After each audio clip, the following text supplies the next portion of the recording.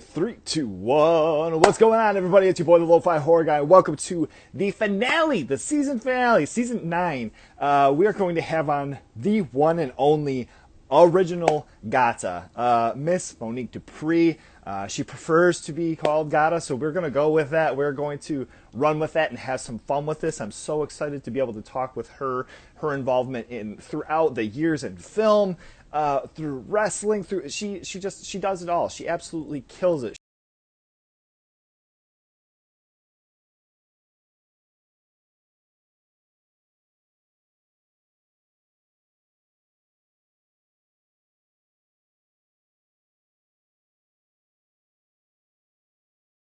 So and now I had asked about Newark just because you had grown up, some years there, right?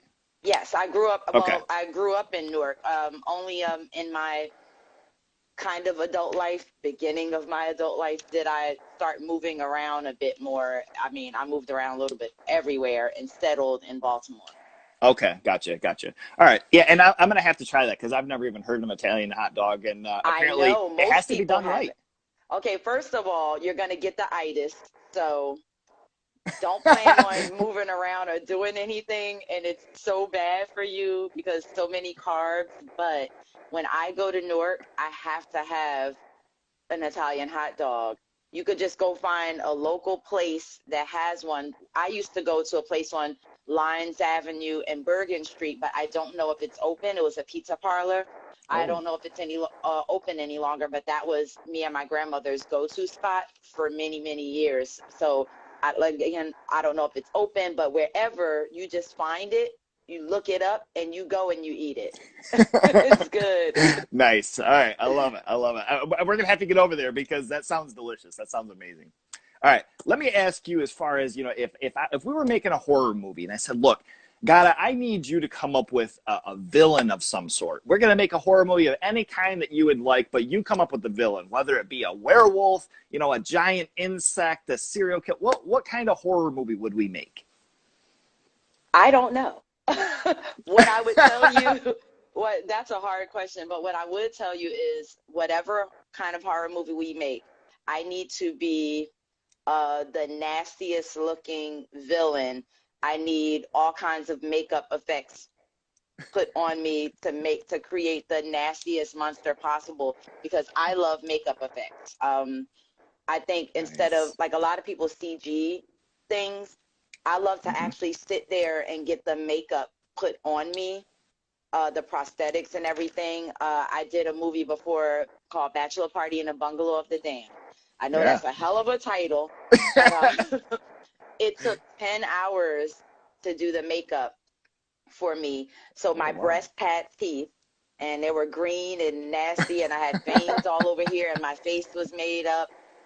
It took 10 hours for that, but it was like the best 10 hours of my life Yeah. to become that character. So while I don't know what kind of character I would be, I know what I would want, how I would want it created, so that we can make a really good horror film.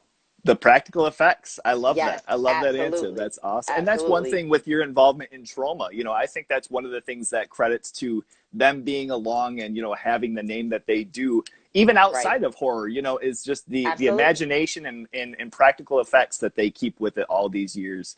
Uh, Absolutely. Trauma's been in effect since the year that I was born in right. 1974. Oh my God, I just told my age. Um, so there's a reason why they've been in existence this long making films Yep. because, they're, I mean, Lloyd is a master at this by now.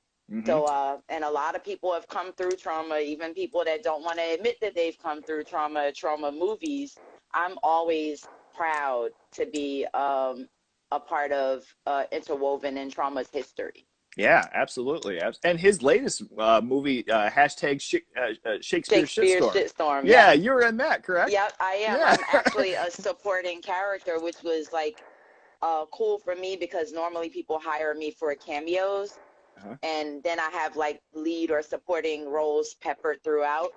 And he picked me up for a supporting character, and I had to do fight choreography, and I had to speak Shakespearean, which I had never done before. Oh wow. Um, So it was a lot. It was very involved, a lot of rehearsals, but it was so awesome. People don't understand it's a production. Like they look at the movie and go, "Oh, this is a silly movie," but it takes a It's lot. a lot of work. Yes, it is. It's a whole lot of work, and Hmm. there's always knowledge peppered through every one of his movies. Right. If you Right. just listen, Yeah. he's actually spitting some real knowledge, Yeah. and then he throws in all of this crazy stuff. That's what I love about Lloyd. He's like this mad scientist genius guy. I love it. Yeah, I love and now you mentioned like the theater behind it and whatnot with your brother's love for theater. Were there some things that you had to reach out as far as with the material that you had and being like, look, what the hell are they saying here? What am I trying to get Well, across? no, I didn't ask him only because we had gone through this years prior about books that he Okay. wanted me to read and things he wanted me to do. So I just took the knowledge that I already had and just Okay. applied it. And I had plenty of time with the rehearsals and time to myself. I kind of like no pun intended, but quarantined myself because that was well before the pandemic. But I kind of quarantined All right. myself for a couple of weeks in my New York apartment with like all of my dialogue written all across the walls on posters. And that was kind of how I adapted I said, I'm going to get this right. So Right. I literally bought big poster boards and wrote my dialogue all over the place. And if I got up to go to the bathroom, it was right on the wall before the bathroom. And I had to Oh, look at wow. it and read it and study it and understand it. That's what I did to prepare for that role. So Wow, yeah. it was pretty involved, but I was so happy to have had that role and that he looked to me and he said I need a strong female lead, and the character was supposed to be a black man initially, Caliban, Hmm. Right. but he said I believe that Monique could pull it off as a strong female character, so he gave me the role. I hope I did it Wow. some justice. Absolutely. Now, as far, I was going to ask this a little bit later, but this kind of, goes along with where do you credit some of your hustle, just continually, trying to better yourself with the crafts that you're in? Where do you credit that as far as, even in your youth, may it be parents, grandparents, who are some people that you can contribute that to? Definitely my grandmother. I would say that my grandmother seamlessly kept everything together, even when everything was falling apart. She was my warrior woman. I was raised by my grandmother and my great grandmother. I wasn't raised by my parents. So that was Okay. like my mother and my father. So I got that hustle, that drive, that determination from them, the positivity. No matter how bad things look, she just made it seem like there was nothing wrong and just went about uh, like nothing was wrong, even though everything Yeah. was wrong, but you wouldn't know Right. it. So I really got a lot of that from her. And later on in life, I started building that from my brother and then especially from my children. Uh, Mm. they Okay. give me the drive and the determination and the positive outlook, especially now my little 8-year old who's like reborn, I believe. She's like a little old lady trapped in an 8-year old's body. She gives me all of the positivity and the reminders that you could do whatever you put your mind to. And I'm like, I'm your mother. I'm supposed to be telling you this and not the other way around. It's But in any hilarious. event, it works, whatever works. And so that's what I do. And I said I spent a lot of my life trying to fit in to everybody else's mold. I spent a lot of my life like lying to myself in order to just be accepted. And that's Mm. why you might see peppered throughout everything that I say. It's little reminders to myself and to other people to be your authentic self. You don't have to lie to fit into somebody else's mold. You don't have to lie because somebody else asked you to do this or do that.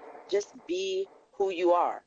That's that's how you were made, right? To be yourself, not to fit into somebody else's mold. Just be who you are. So I just decided to embrace myself more and more. The more I embrace myself, the more it seems I'm accepted uh, for like work, wrestling, be it acting.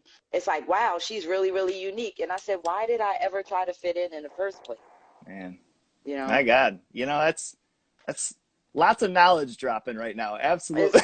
it's it's hard to it's really hard to do, especially when you feel alone and you do go through those moments. That's why I also express those things. I don't ever make it sound like I'm happy all the time. Everything's great. I speak about things as they happen because I feel like people should know. They see that blue check and they just think, oh, life is great and everything's fine. I have 10 children, so no matter what kind of money I made, I'm broke all the time. I have 10 kids, broke Right. all the time. So so I have situations just like everybody else, and sometimes I have bad moments. So I'll express I'm going through a bad patch, but I know it gets better. So as long as I wake up the next day to be able to fight that battle, then that's what I'm going to do. So Wow. I've more and more tried to just kind of hold by that. So I always say I'm an open book. Just ask me whatever. That's absolutely great. And especially, I mean, I think it's really important for young people and your children to see and hear those things because especially with social media nowadays, where Yes, everything is depicted as perfect and everything is depicted as yes, you're posing in front of, this beautiful skyline and mountains and all this shit. It's like right. that is not life. I mean, it's nice that they It's got that not opportunity, but as far as seeing different things or somebody, reaching out and trying to get likes and a check mark, that's the right. furthest thing from what's Exactly. important in life all the time. So, wow. Absolutely. It's Thank not you. always about social media. And I have a lot of people go, you're obsessed with social media. And I said, well, I actually found a way where I could reach out to people that I may never meet Hmm. and help in some form of fashion, where you just think that I'm social media obsessed or what have you. I found a platform that I can actually get my words out to, and Hmm. people would actually listen, whether it's my fitness or no matter what it is. People like to live a social media lie. I like to show you in real time the person that I am on social media is the person that I am when and if you meet me in real life. I don't like to portray being one person and then turn around and be a whole different person, in real life. I'd rather just keep it Hmm. right here. It takes too much effort to lie. Save that for movies, like, you know what I'm saying, where I'm pretending to be somebody that I'm not. But in Right. in real life, I just want to be me. I mean, life is really short, and I just feel sad for the people that come on social media and go, oh, you should do this, and oh, I'm doing this, and oh, I'm doing that, and in real life, and I've seen it, I've watched it. It's a whole Hmm. different thing, and I just look at them and I feel sad for them, Right. honestly, because I just, again, if I feel down, I'm like, I'm very depressed today. I'm going through it, and then you have people from all walks of life and everywhere going, it'll get better, and you have all of that, the virtual love coming in, Hmm. especially with the pandemic. Everybody had to be separate from one another, and then all you really had left was, video chat and social media and things of that nature, and people suffering through depression and suicide, or feeling suicidal. This is my platform to say, hey, I'm here for you if you need, just like other people are here for me when I need. And I don't even know them. Yeah. But that's the Right. beautiful thing Wow. about life, and that's the nature of how we're supposed to be as human beings, period. Yeah. you know? Dude, honestly, I kept this interview pretty open just because I have, in my research and watching different interviews with you, I'm like, man, she has a lot of shit that people need to hear and a lot of really positive things to say. I'm not gonna boggle this down with a bunch of goofiness, and so for conversations like this, I don't want to shorten up that, and interrupt with something because I absolutely love hearing this stuff. So that's that answer is above and beyond. Well, Thank you. thank you. I appreciate it. I do. All right, as far as your love for film, take us back to when you were younger. What was kind of your introduction to film, and maybe even with horror movies. What was an earlier horror movie that you watched? Well, I wasn't allowed to watch horror actually, which is what drew me to it because I would hear my great grandmother listening to horror and didn't even know what it was, but I would like hear screams and stuff like that. I actually, yeah, it was crazy. I was like, I don't know what she's watching, but it sounds so interesting, you know. And I didn't grow Yeah. up with my big brother. I didn't grow up with any of my siblings at all. Okay. So I just grew up with my grandmother, and I like slept in the bed next to my great grandmother and watched Star Trek and the Honeymooners every Oh night. yeah. She watched wrestling, Bruno Sammartino. Yes. Um, I grew up on that kind of stuff. But I would say that The Fog was the first movie that really pulled me Oh. into the horror genre. And for some reason, I was so scared of that movie, the original Fog, of course. I was so scared of that movie, and I was like, fuck. I hope when it's like a foggy day outside, I hope I don't get murdered or like I really because you start really it was so simple. And when I look back on the fog today, I'm like, it's not as scary as I thought it was, but it's a classic and it Oh was yeah. something that kind of opened the doors for me.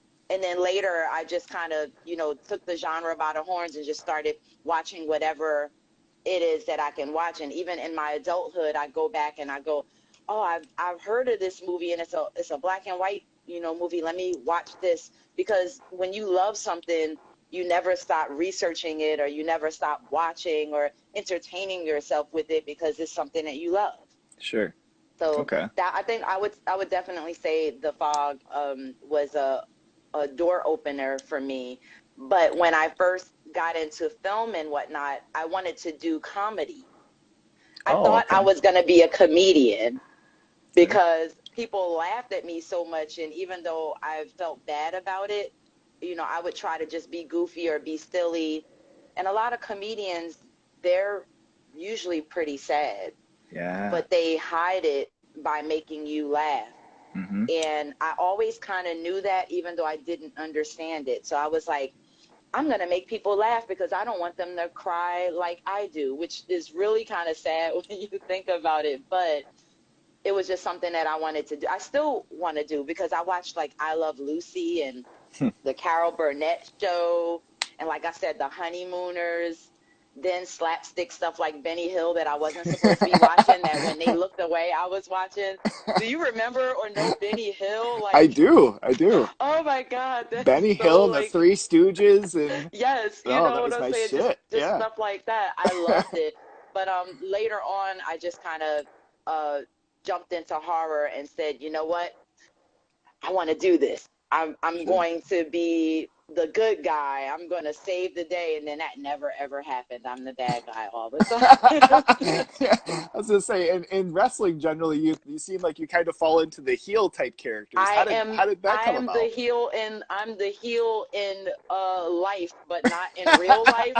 Only like in entertainment life. I am the bad guy always, which is so opposite to who I am in Who real you life. are, But I right? actually like it because it gives me a chance to release all of the negative stuff, you know, all the demons, if you will, especially in wrestling. You know, I felt such a love. Like when I went out there and somebody was like, boo. And like the first time I looked at somebody's face and said, boo to you. And they like jumped back. I was like, yes, this is what I Nice, love. nice. I So, mean, and yeah, that's that, that's that rapport with the audience, even though yes. you know that you're doing something right. If you're, a character that's coming out and they're just kind of like, whatever. I mean, whether they're cheering you or they're Or booing you, it's one booing of those you. things that you know that you're doing something right. Yes, you want a reaction. So I loved every time that we came out, we just started here. Boo! I was like, yep, they know us. They know we troublemakers. They know we're about to we're about to start some problems, and I absolutely loved it. That's my favorite. I mean, since the pandemic, House of Hardcore hasn't run any shows, unfortunately, because that's who I work for, Tommy Dreamer, for Mm-hmm. House of Hardcore. So Mm-hmm. we haven't run any shows since, and I've been really sad about that. Which is why when I got to AEW a few weeks ago, with an invitation from Sunny Kiss, I Yeah. just came alive again, and I didn't get to work but she was like, I want you to be out here in the audience with me because they can't technically have, a real crowd. So we were around ringside, and Right. the little bit of crowd that they had was way back, so you couldn't see them. But I was like, I miss this so much, just the live shows. And, I also would help Tommy produce the shows. Like, I did a lot of behind the scenes, more so than I did in front of the camera. And I absolutely love that. Like, if somebody called me up today and said, I need you to help me produce this wrestling show, or I need you to do some stuff behind the scenes, or I need you to run social media, I would jump at it in a heartbeat Hmm. because I love that stuff. Right. Yeah, And and then, that was kind of where, when I had mentioned earlier, as far as your hustle is, just as far as like, it seems like anything that you grab onto or have, a role in, it's not just a small little thing as far as like, yeah, I'll be there for that. All of a sudden it just seems like, oh shit, she's contributing to shooting or editing or doing, whatever it is that yeah. you can get involved with. So, uh Yes. And a lot of that was people where that didn't question came realize that earlier. I did, like, when they first saw me valeting and whatnot, I think people just thought that, I hung around the shows and I valeted and that was it. But I was actually helping from start to finish. I would be there at noon. I would be there when Tommy got there and leave when he left, because I did everything with him, his right hand person. I would go from putting the tickets on sale online to Hmm. being at the box office, taking the tickets, to making sure everybody can find their seats, because I became a mainstay where if some of the fans saw me and they had an issue, they would come up to me, well, Monique, I'm having trouble with my seat, or somebody sitting in my seat, or this, that, or the other. My my job was to de-escalate any problems that happened, so Hmm. that Tommy didn't have to focus on that. He can focus on his, crazy mad genius thing of making sure that the wrestling shows were put together, because he's so great at that stuff. But I would help him with the little technicalities. And then people started seeing more and more that I did so many things behind the scenes, and was like, oh, I thought that you were just a ballet. And I'm like, nope. And then it moved over to his podcast, House of Hardcore podcast. So I run social media for that as well. I just feel like in anything that I do, I try to study it too. Like, I wanted to lose weight, so I started studying the body. I started studying foods and what foods are good for whose body, and for my body type first. And then I became certified as a personal trainer, not to train other people, but so that I can train myself. And then I lost 82 pounds. Oh So shit. I like to research, everything. Like, I just got my certification for social media. I don't know what you call it, social media analyst or whatever it was. The certificate didn't really make a difference to me. Just learning the knowledge so that I can be better at what I do is Hmm. all that matters to me. So I'm one of those people. I love knowledge. So if I feel like I'm stuck in a place, I'll start going to study something or become certified so that I can, be better and have the paperwork behind it, Yeah, because people absolutely. look at me and just go, oh, she's just a set of boobs. And nope, I have something between my ears too. Dude, check that out, motherfucker. Right. This might get your attention, but then I'm going to start talking so that you understand that Good lord. I do have some knowledge. So, Yeah. yeah, Okay. Now, that's kind now of how early I on, do it. okay, I love it. That's awesome. I mean, and that's a fun thing, to be able to, to go and show out as far as like having people think, oh well, maybe it's just the looks that have gotten me here, and it's like, no, let's back that up a little bit and see the education that I've put toward this, and then the time and Absolutely. energy as well. Absolutely. Because I put a lot of time and energy to any and everything that I do. Hmm. I'm grateful to the people that have believed in me in both film and wrestling. Again, especially Dreamer, because you have to believe in somebody a lot to have them help you run your whole company, Hmm. like your whole ass baby. That's his baby. So I was very honored that he would just trust me. And one time I had to run a show all by myself, which was so frightening. Yeah. Oh my God. How did Yeah, it that was at happen? Keystone Comic Con, and he couldn't make it the first day. Something happened where he was unable to make it. And he said, listen, you're going to have to run this show today at the Keystone Comic Con. And I'm like, what? And he said, yeah. And I was like, okay, so what I'll do is I'll just call you and, liaise with you because he's a control freak. So he likes control of everything. So I would just call him and let him know how things went. Or I would record a snippet of something and go, this is what happened, just so that he knows. But everything ran smoothly and, everybody worked as a team, which is what we do at House of Hardcore. Everybody just came together and worked as a team. So it wasn't just me, it was all of us that made it happen. Hmm. And I was so thankful for that. So I learned a lot. And I think having 10 children actually helped me to learn how to multitask without uh, getting anxiety. That's where I work the Oh best. yeah. When I have to do a whole bunch of things at once, that's where I shine. When I have to sit there and wait for something, I'm not so good at that part at all.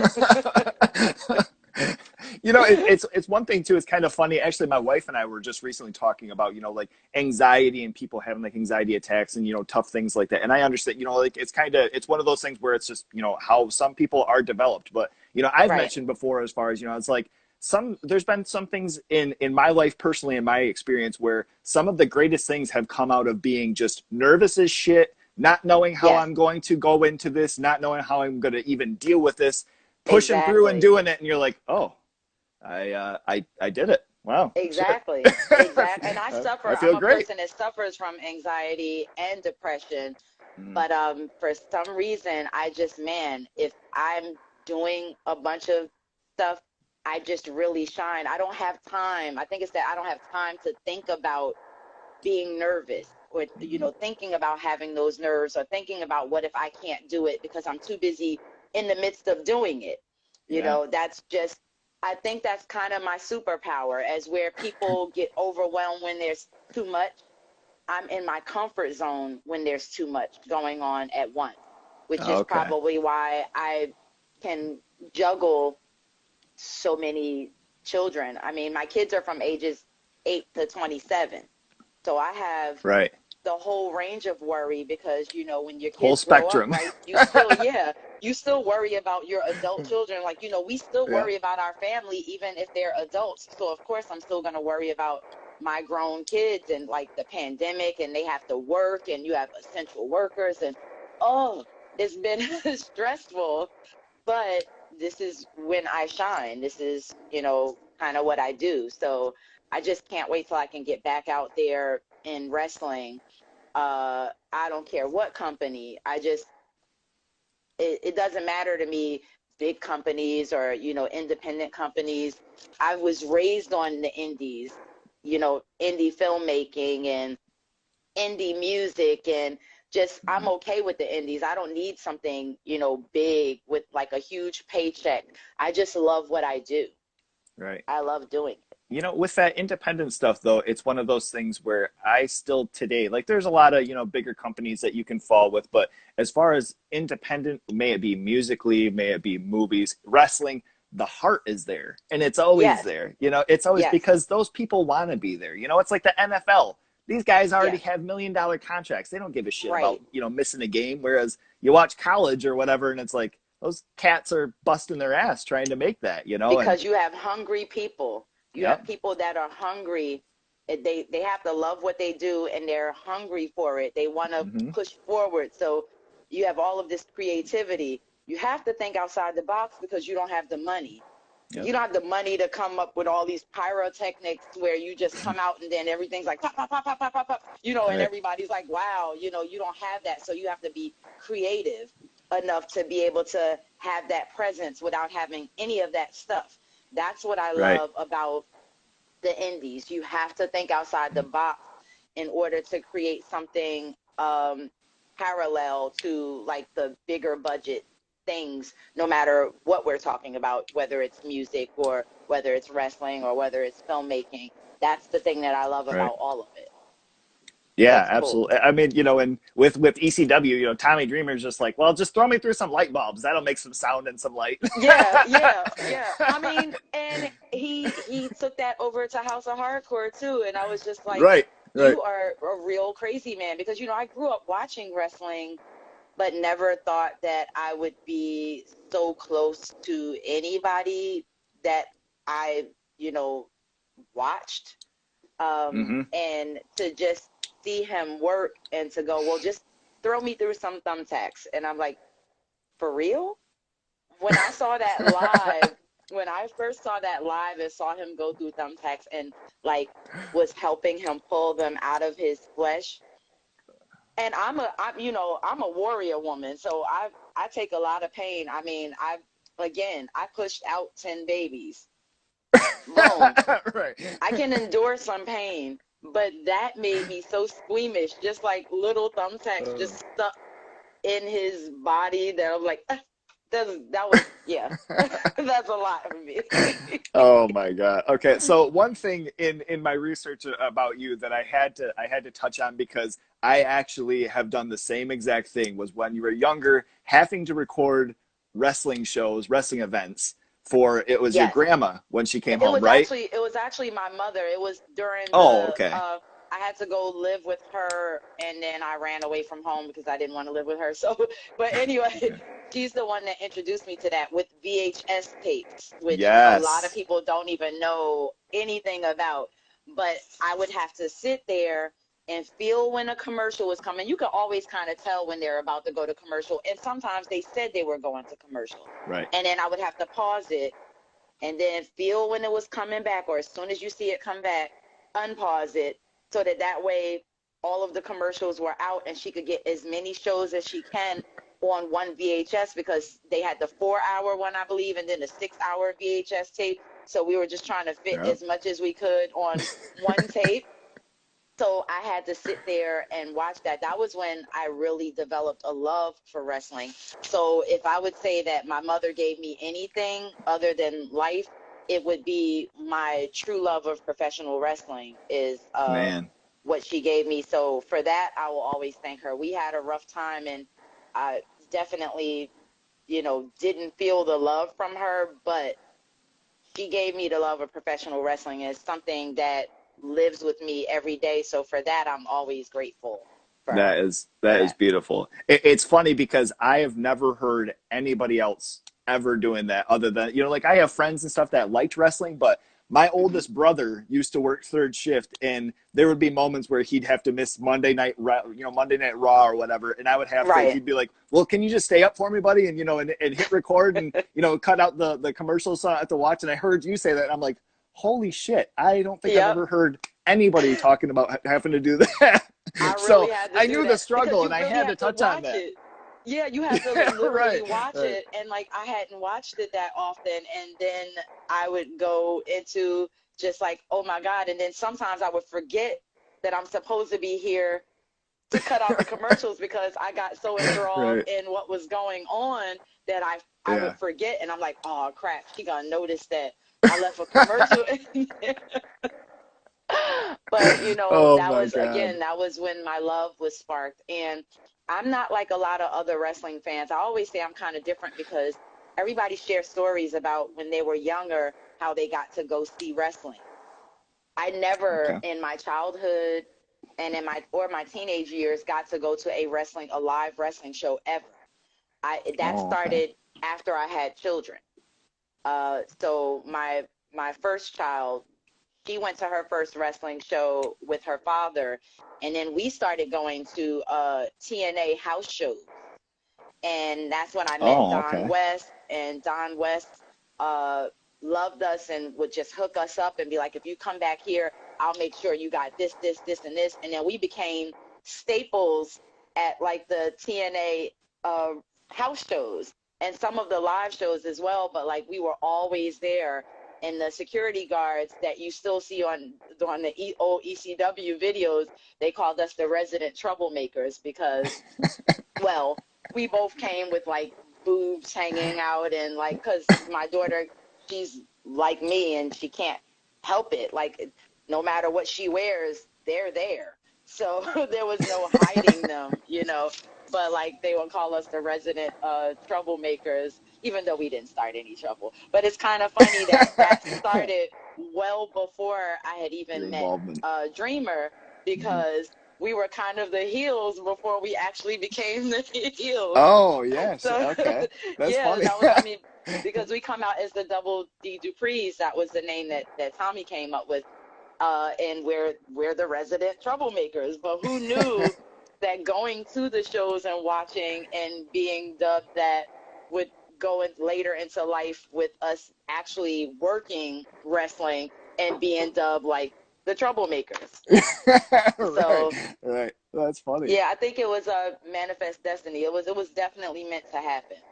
It Yeah. was. N- But I met a Now, lot of the wrestlers during that time, and developed a friendship with a lot of people before I had even gone to WrestleMania in Atlanta. I think it was 2011, and met oh, okay. Dreamer. That's when all of that started.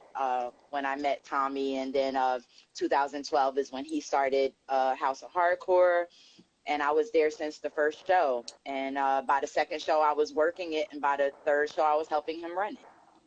Wow. That is incredible. Like, as Progressed far pretty as, quick.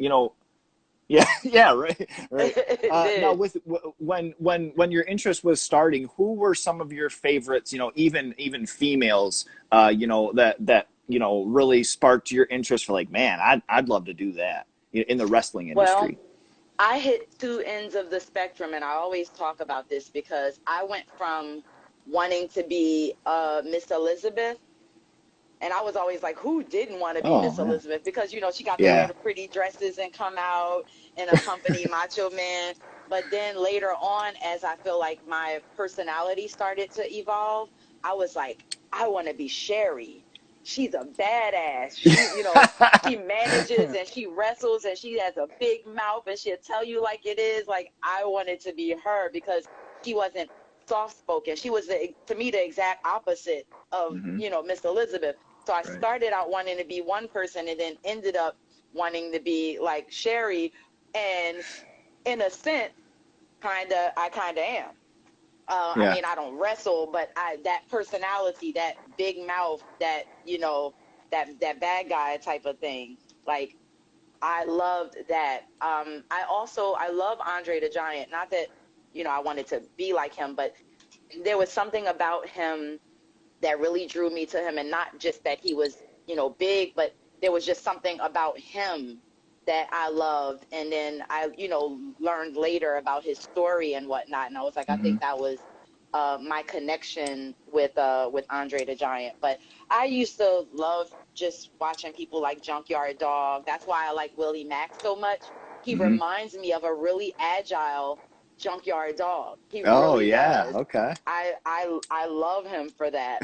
So I mean, I had my favorites off and on. I think everybody does, but Yeah. I think those were my influences. And the women that I wanted to be like, I wanted to emulate, basically. Okay. Nice. Nice. Have you ever watched any of the series Behind the Ring? Yes, I have. Or is it beyond? Is it beyond Beyond the Behind the Ring beyond. or Beyond the Mat? I'm trying to I think know of what what the you're hell talking it. about. It was like a HBO.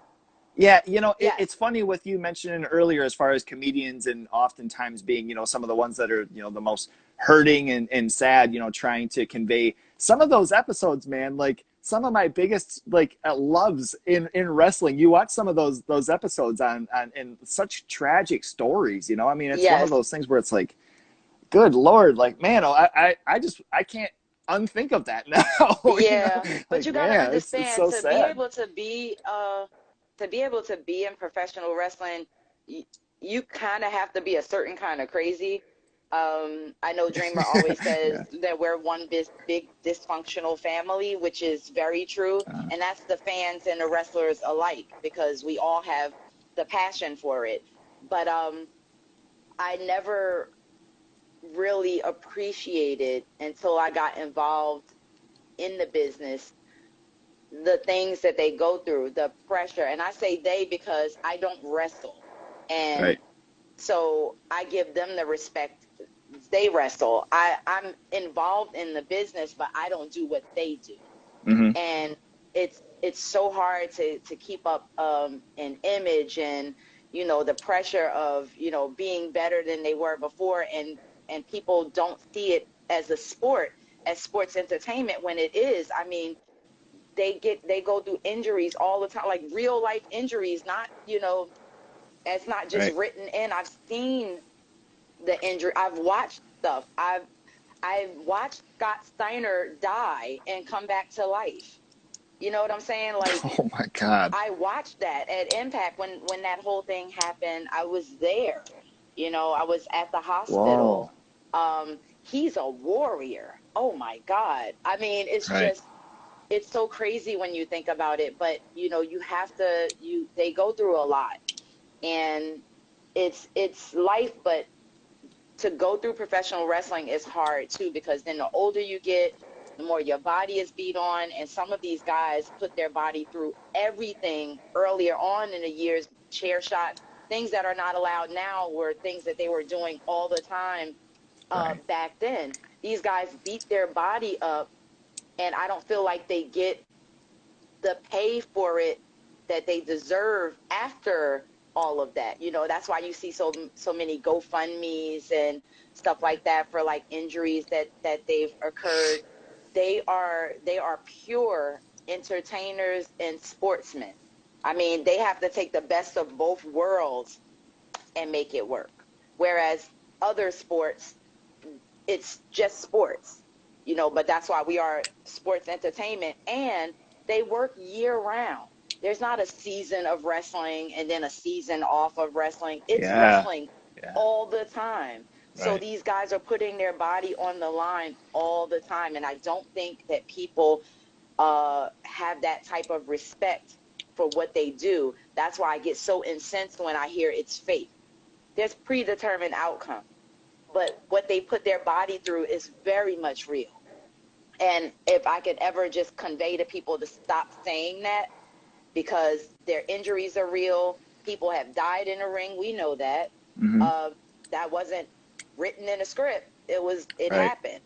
Um, Things happen all the time because they're human beings too. So, things get botched. Things happen all the time that's just out of the realm of control. So I just, I just wish and hope that people start to really give professional wrestling the respect that it deserves, in terms of giving the athletes their respect for being athletes, because they are very much Right. so. Yeah.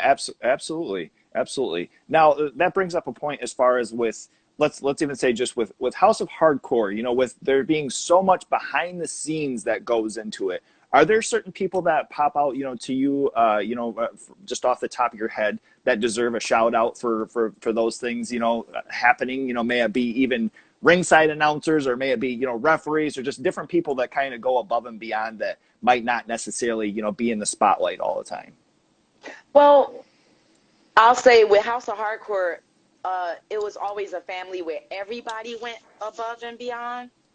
It was almost like we all wanted to make Tommy proud, so everybody went above and beyond. But I always give the crew extra respect, because people also forget that a crew has to come in and put the ring together, And make everything, put the chairs out. I used to actually, my kids would come early, and I would make them, I'm like, if you want to watch the show, I want you to see what it's like to do the behind the scenes.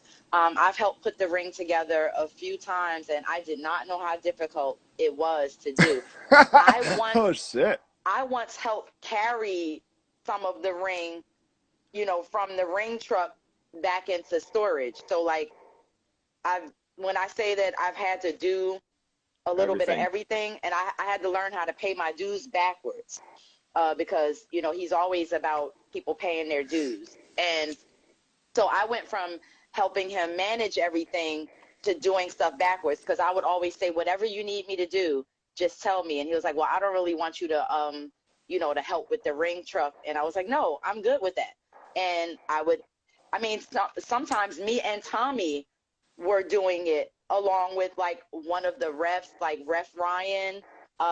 Like, we just go above and beyond. We all went above and beyond for Tommy. So I would say that as a whole, uh, all of the crew of House of Hardcore, whether it was the talent and we all just went above and beyond. But I always give the ring crew extra respect because they have to go through putting the ring up, and some of those guys will work the show too. So they had to put the ring together, and they had to get their wrestling matches together and whatnot. I give them extra respect for that.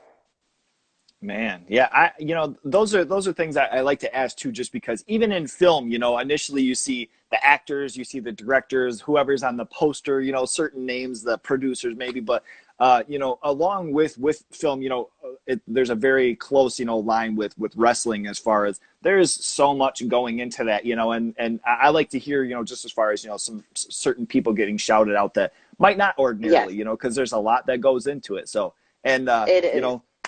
my dude's building up the rings every night. I'm not Yeah. jealous.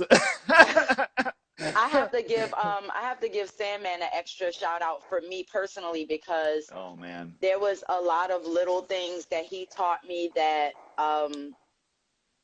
Tommy didn't at the time, because I guess a lot of the times Tommy would get in the headspace where he would just assume that I know something because I've been doing so much that he's like, well, all of this. I'm like, no, I have to be taught this. But like Sandman was the first person to tell me and teach me that when I come in, that I say hi to everybody.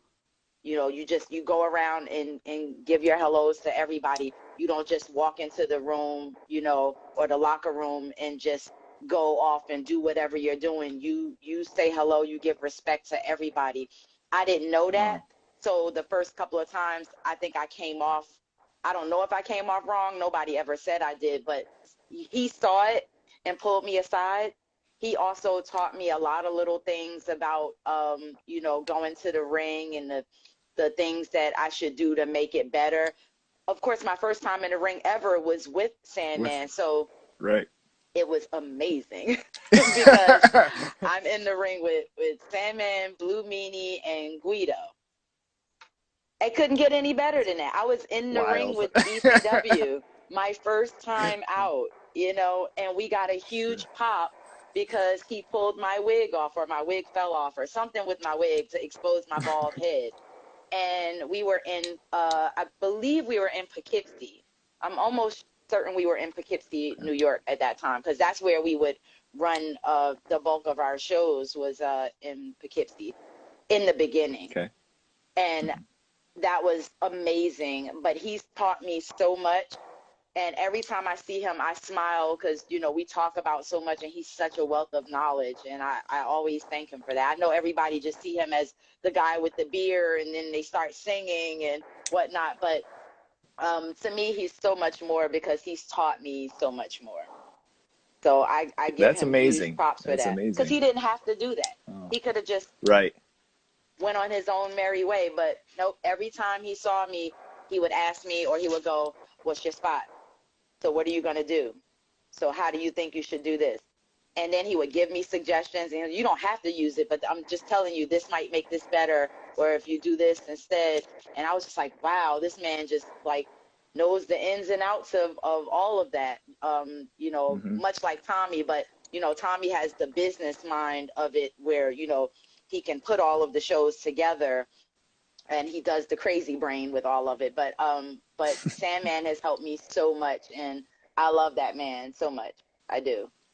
Man, that's beautiful too. I mean, as far as being able to have, just those personalities that, take the time to, kind of stand off the side and be like, look, if you're willing to listen, if you're willing to learn, I'll give you, the give you the ropes in a sense as far as what you need to be doing. And that of all Absolutely. people is amazing to hear from him.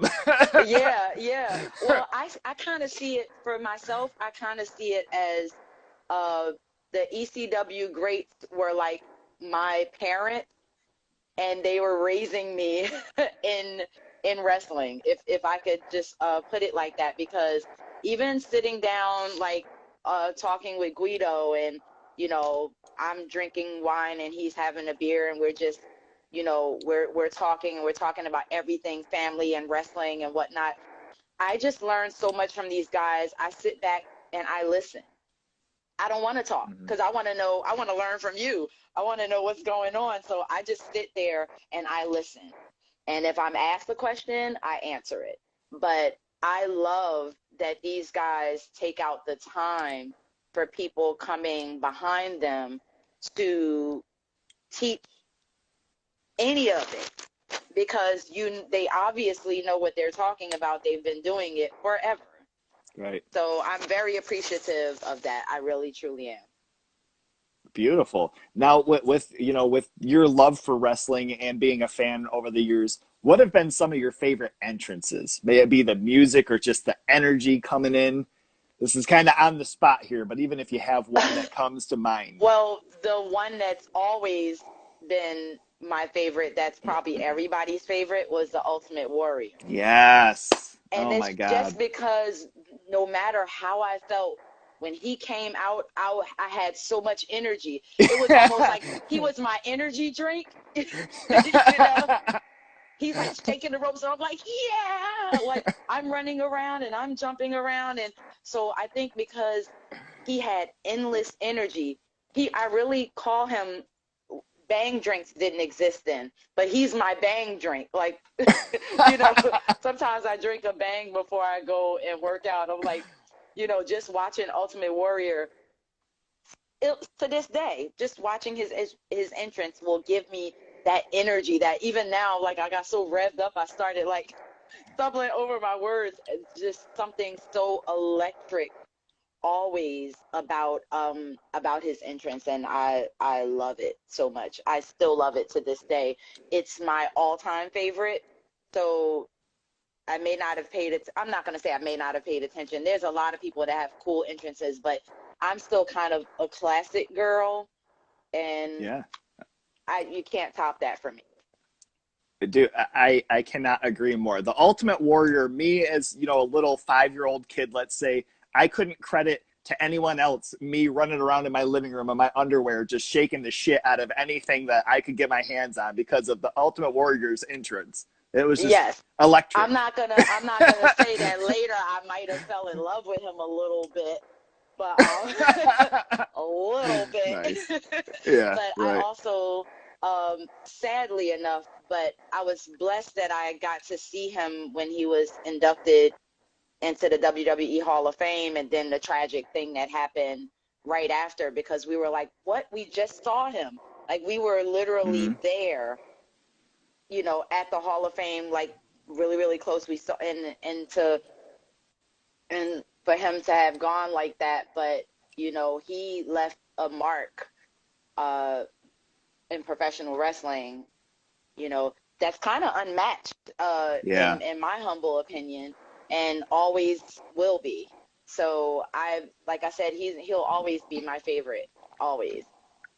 Absolutely. I love that answer. I couldn't agree anymore as well. Just the amount of electricity that he brought to every match. And, honestly, I don't know how he always did it, coming out with Yeah, so much energy, and at that time there wasn't energy drinks. Like, what the that's fuck what are I'm. what are you drinking? I need that. Dear Lord. Oh my goodness. But sometimes we hype ourselves up in the back, but I don't know what he did. Like, he had energy all the time for days. And like I said, even now, if I watch his entrance, I'll just get filled with energy. And I don't Hmm. know what it is. It's just, that's one of the great things about him always. I still enjoy his matches to this day. I do. Like I Absolutely. said, I'm kind of old school. Admittedly, I don't watch a lot of WWE today. Not for any reason, but because there's just so much to keep up with. I do watch some AEW. I watch a lot of Impact, Hmm. obviously.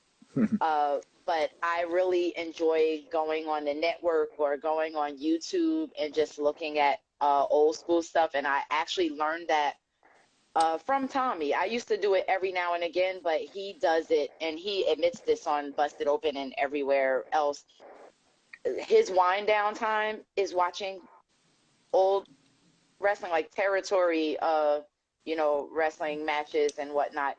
And I'm like, dude, are you still watching wrestling? It just never ends. But I feel like he was meant It's his for love. this business. He Hmm. was meant for this business in every form of fashion, whether it's going out to the ring, whether it's seeing a talent and going, that person's going to go somewhere, whether it's putting shows together, putting matches together, cards together. Like, he's in every facet of wrestling, he's amazing, except for social media part of it, which is why I do it. There you are. Nice. Well, look, Yeah. Miss Gata, this is our time. Unfortunately, I hate cutting this off, but I don't want to keep you all day. I know you have other things lined up today, and this has been, it's even drifted off a little bit from the original questions that I was going to ask, but this has been a beautiful conversation, and I absolutely have loved your time. I do have one finale, but this is your opportunity as far as telling us about, what's new with the House of Hardcore. What are some things coming up for you? Well, unfortunately, with the House of Hardcore, because of the pandemic, we are on hiatus indefinitely, like until we figure out what's happening with this pandemic, because we're heavily based in having an audience, in Hmm. order to be able to thrive and to, and safety is a concern and all of that stuff. So we're not doing Right. any shows right now, but he's turning out his podcast. That's So, what I meant. I'm people sorry. can. I was Oh, no, gonna no, no. say It's the okay. It's podcast. okay. So it comes out every week. Usually every Monday there's a new podcast. And again, I run all the socials for House of Hardcore and House of Hardcore podcast. So if you ever send a message anywhere, that's probably me responding to you, because that's, pretty much what I do. In terms of wrestling, I don't have any plans yet. I know that I got to do little things with Impact here and there. I know that recently, people kept asking me, was I signing with AEW, because they saw me in the audience for, 2 weeks in a row, and then, AEW Dark. I wish to God they would hire me to, like, do something behind the scenes. I'm not looking to be in front of the camera. Uh, for another company right now, but I feel like I have a lot to offer, in terms of, just my knowledge behind the scenes and production, and not only with wrestling, but, production and film too. So I Hmm. do have a few film projects that I'm working on.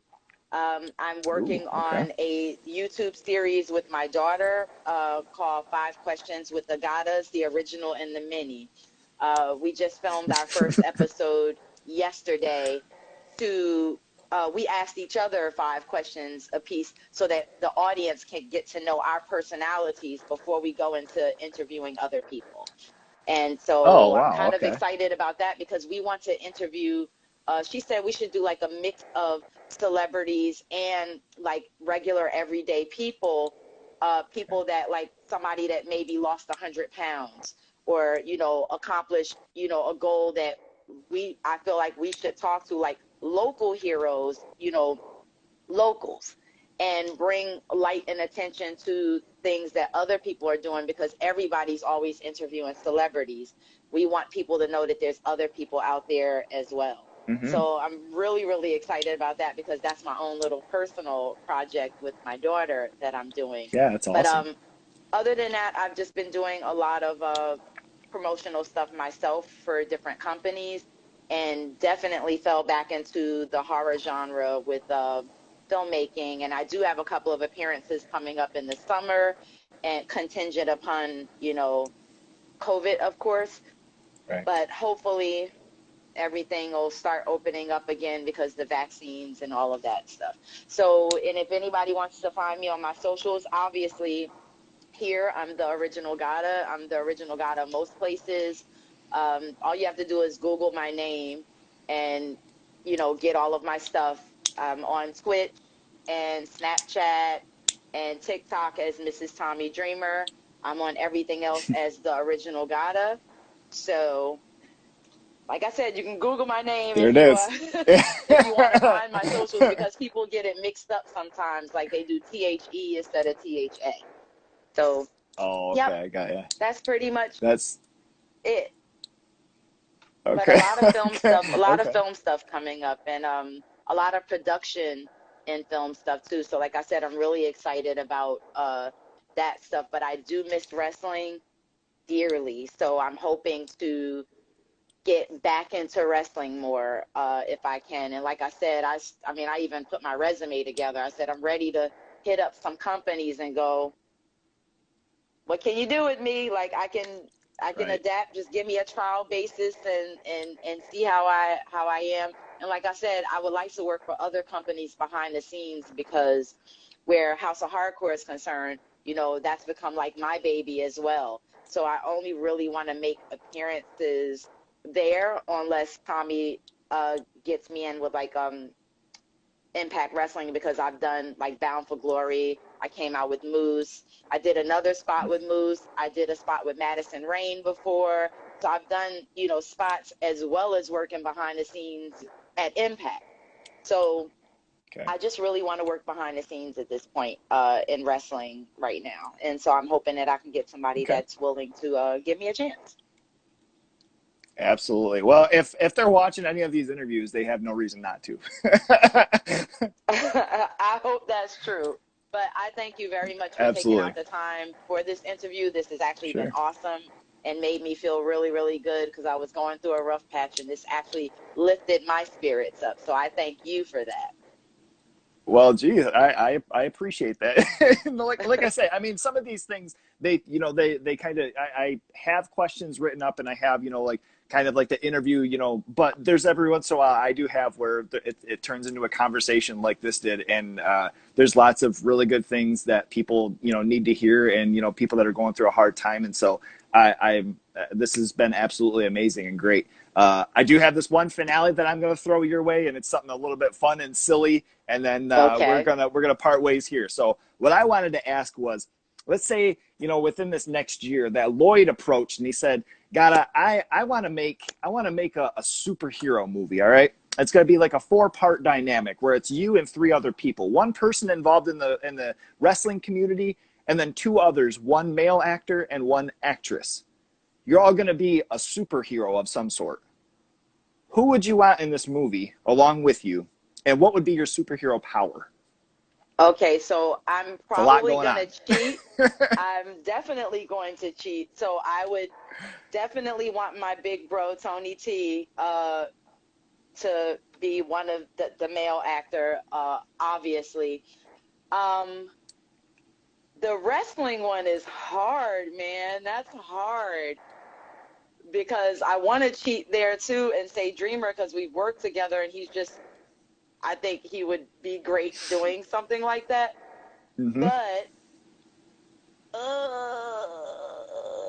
I think I would go with Taya Valkyrie. I think Oh I would shit. fit Okay. it. Yes, I think I'll go with Taya Valkyrie as the wrestler and Tony Todd. And let's see, a female actress. It could be anybody. Anybody you choose. Uh, Gabrielle Union. So Oh that my means it's gonna god. be me, Gabrielle Union, Taya Valkyrie, and Tony Todd. Um, and my special power. Oh my God, I don't. Maybe the power of influence. Like Oh my god. I can kind of whisper and influence people to do stuff. Man, look, I might I have to delete this because if Lloyd hears that, he's gonna have to make this movie. Holy shit. My yeah, lord. I've always wanted to work with Gabrielle Union, and plus Hmm. I tend to pick people that are kind of funny. Uh, my brother is funny, but not like on film funny. He would be our Shakespearean guy, the big, tall, scary just by Serious. how he looks. Right. But then the other two, they have silliness to them too, but they're talented as well. And like Taya is very physical, and then Gabrielle Union is really funny as well. People don't really understand how funny she is, and she's a great actress. So I think that the combination together that we could be like a kick-ass team. That would be absolutely badass. I love that. I love that idea. Gabrielle Union is great, and that whole cast would be a great thing to see together. That'd be sick. I think that would be really, really cool. Lloyd, come on, book it, Yeah, Lloyd. I'm gonna have to shoot a message and see if he'll watch this and take that pitch because man, that'd be sick. Oh, one more thing for you guys that are watching or Sure. anybody that listens, make sure you give my brother a follow here on Instagram, Tony Todd 54. And I'm trying to help him get verified on here because why isn't Candyman verified on Wild. Instagram? I helped him get verified on Twitter before, which he shouldn't need any help because he's him. But Yeah. Even aside from for some Candyman, the reason, stuff that he's still doing nowadays, he he's kills it. working. He's working all the time. He's doing a lot of Hmm. voiceover stuff now. Like, the man is amazing, and he just gets better and better and better with time, of course. And I love that, and I love him. But I just, just give him a follow and maybe, hashtag Instagram. Like, why isn't he verified or something? Let's get him verified. He needs to be verified. So hopefully that'll Love it. happen soon. But I have to give a shout out to my big bro. He's taught me so much, and I love him dearly. So yeah, shout out. Very nice. Very nice. Sisterly love. Just to wrap it all up. That's love it. Well, look, Miss Gata, this has been so great. This has been so cool. Such a great conversation. I really appreciate your time and thank you. I'll be in touch and hopefully we can do this again sometime soon. Absolutely, anytime, and thank you. I appreciate you. All right, you guys take care. You All take right, care. Stay bye. safe. You got the Yes, Lo-Fi Horror Guy, the original Gata. Check her out. Follow her if you're not already. I don't know why. You're insane. All right, you thank take care now. you. Yep. Bye bye. Bye. He's a lo-fi horror guy. Yeah, he's kind of a guy, but he is so lo-fi, a horror guy. Yeah. Lo-fi horror guy has been recorded in front of a live studio audience.